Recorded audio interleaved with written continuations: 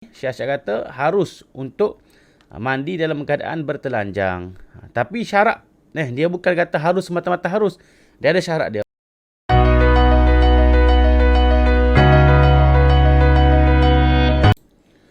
Assalamualaikum warahmatullahi taala wabarakatuh. Bertemu saya lagi dalam channel YouTube Ustaz Abdullah Hussein. Hari ini saya mendapat satu soalan yang berbunyi, Assalamualaikum Ustaz, apa hukum mandi telanjang dalam bilik air? Dan ada sepupu suka mengintai saya. Dia menarik menarik bukan sebab mengintai tu menarik sebab persoalan berkaitan dengan mandi dalam bilik air dalam keadaan tidak memakai baju seluar ataupun kain yang menutup kemaluan. Baik, merujuk kepada permasalahan ini, suka saya untuk kita nampak dalam masalah dia ni ada dua keadaan lah. Dua keadaan ataupun ada dua situasi, ada dua masalah. Yang pertama, masalah hukum mandi telanjang itu sendiri. Apakah hukum dalam keadaan seorang itu mandi dalam keadaan tidak mengenakan baju, seluar ataupun kain. Itu satu perkara. Yang kedua, hukum sepupu dia. Ingat dia mesej tadi kata ada sepupu dia yang suka mengitar dia mandi. Tu jadi macam mana hukum dia tu? Baik. Jadi yang pertama berkaitan dengan masalah mandi telanjang. Perkara ini telah dijawab oleh para alim ulama. Antaranya dalam kitab Sabilul Muhtadin karangan Syekh Muhammad Arsyad Al-Banjari rahimahullahu taala. Boleh tengok muka surat 117 Syahdan. Saya suka untuk bacakan teks dia dulu, nanti kita akan huraikan insya-Allah.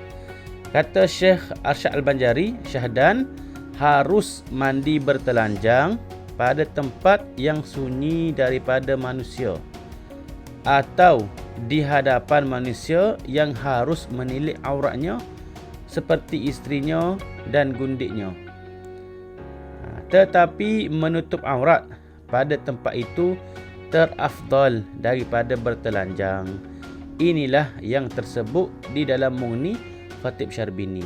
Jadi berkaitan dengan perkara ini, Syekh kata harus untuk mandi dalam keadaan bertelanjang. Tapi syarat, dia bukan kata harus semata-mata harus. Dia ada syarat dia. Syarat kepada harus tu adalah sekiranya tidak ada orang lain di tempat mandi tersebut. Contoh kalau mandi dalam bilik air, dalam bilik kita, bilik air dalam rumah kita, ikutlah bilik air. Dalam bilik air ni biasanya memang dah tertutup dah.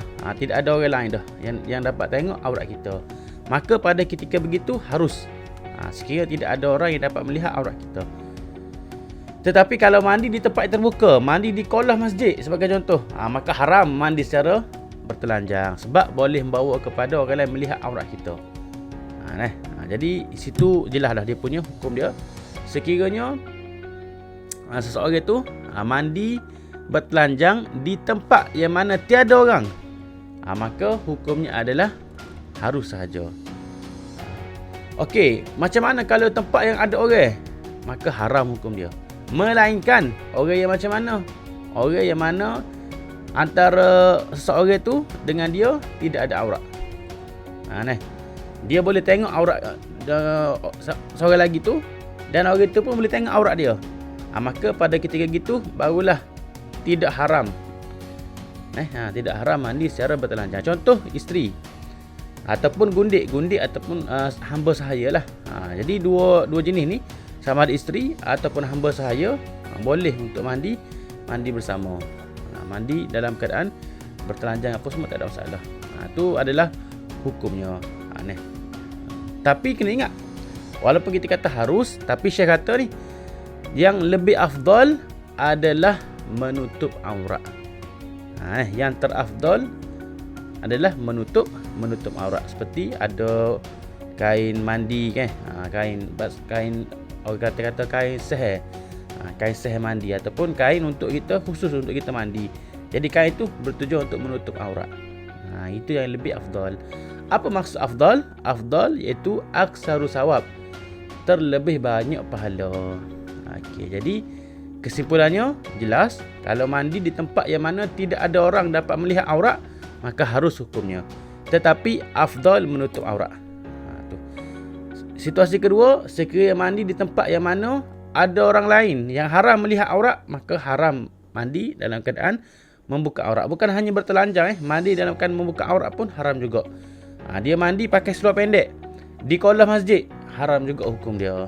Walaupun saya tak telanjang, saya pakai seluar pendek, saya pakai boxer, nak buat, haram juga hukum dia sebab mendedahkan aurat sendiri.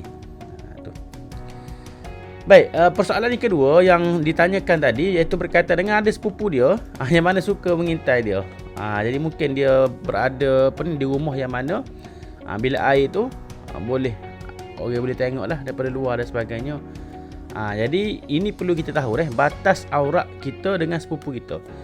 Jadi batas aurat kita dengan sepupu ni, sekiranya sepupu tu lelaki, maka batas auratnya adalah pusat hingga lutut. Pusat hingga lutut, ataupun lutut hingga pusat, ikutlah.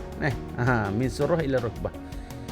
Jadi itulah batasan aurat lelaki dengan lelaki. Tapi kalau suka mengendap ni, jadi isu lah, jadi masalah. Sebab dia akan nampak aurat. Jadi dia boleh bawa kepada membuka aib ni. Maka dalam keadaan gitu, jadi haram untuk dia mengintai-ngintai. Gitu. Cuma aurat di luar, contoh aurat di luar, di luar bil air, maka pusat hingga lutut. Itu aurat antara sepupu lelaki dengan lelaki. Kalau lelaki dengan perempuan, macam ajnabiah biasa. Macam perempuan ajnabiah biasa, iaitu seluruh badan melainkan muka dan telapak tangan saja. Jadi pesanan saya kepada sepupu sahabat kita ni, bertakwalah kepada Allah Subhanahu Wa Taala. Moga-moga Allah Taala ampunkan dosa kita semua. Moga-moga Taala jadikan kita daripada hamba-Nya yang bertakwa dan dapat jaga batasan agama lah. Jadi sekadar itu saja perkongsian kita pada kali ini. Siru ala barakatillah. Jangan lupa untuk tekan butang like, share dan juga subscribe YouTube channel kita ni, supaya lebih banyak lagi konten-konten yang menarik dapat kita kongsikan bersama. Semoga dapat bermanfaat kepada semua, insya-Allah. Siru ala barakatillah. Assalamualaikum warahmatullahi taala wabarakatuh. Subscribe.